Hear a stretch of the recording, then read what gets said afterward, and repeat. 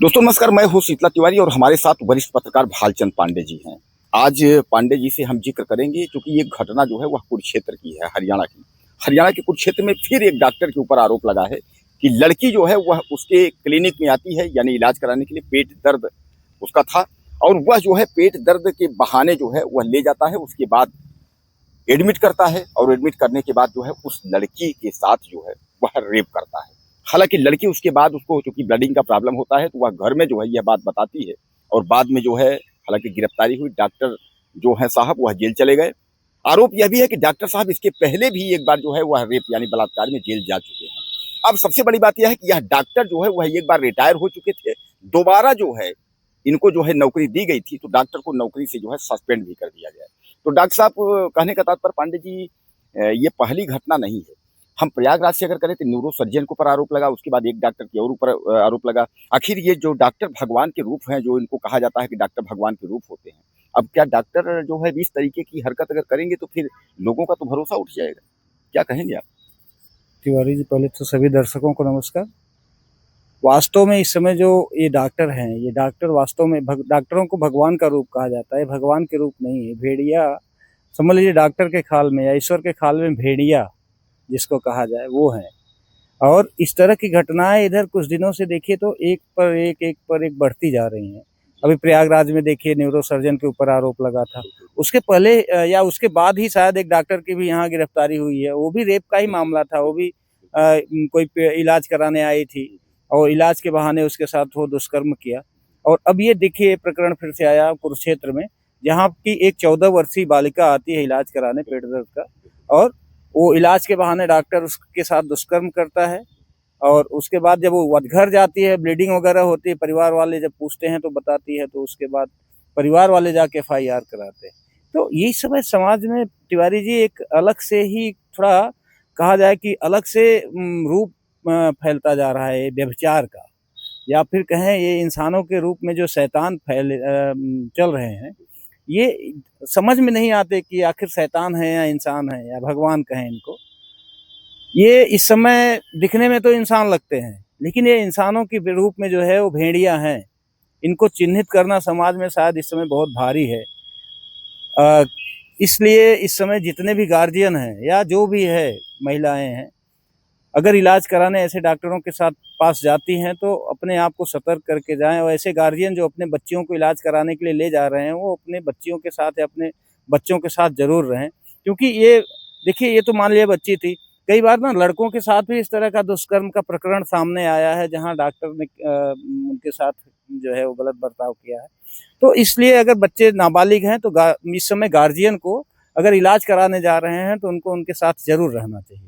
और दूसरी चीज ये है कि गवर्नमेंट ऐसे डॉक्टरों के खिलाफ तिवारी जी ऐसा कठोर कदम उठाए या ऐसा कठोर कानून बनाए।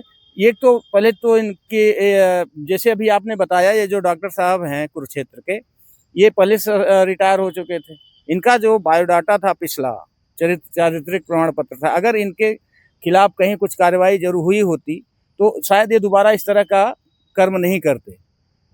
तो ऐसे डॉक्टर अगर चिन्हित किए जाएं तो उनका लाइसेंस रद्द हो और कठोर से कठोर सजा दी जाए, ताकि इस तरह का केस दोबारा समाज में देखने को न मिले। अगर इस तरह से लोग करते रहेंगे तो और भी लोग जो इस प्रवृत्ति के हैं उनका मन बढ़ेगा, और आने वाले समय में समाज में इस तरह की जो विकृतियां हैं और तेजी से बढ़ेंगी। तो इसलिए गवर्नमेंट को भी चाहिए और आम पब्लिक को भी चाहिए, दोनों सतर्क रहें। गवर्नमेंट इन लोगों के खिलाफ एक अलग से कानून बनाए, और कानून इतना कड़ा हो कि आदमी अगर इस तरह का सोचे तो सोच के भी उसका जो है दिल एक बार ठहरा जाए।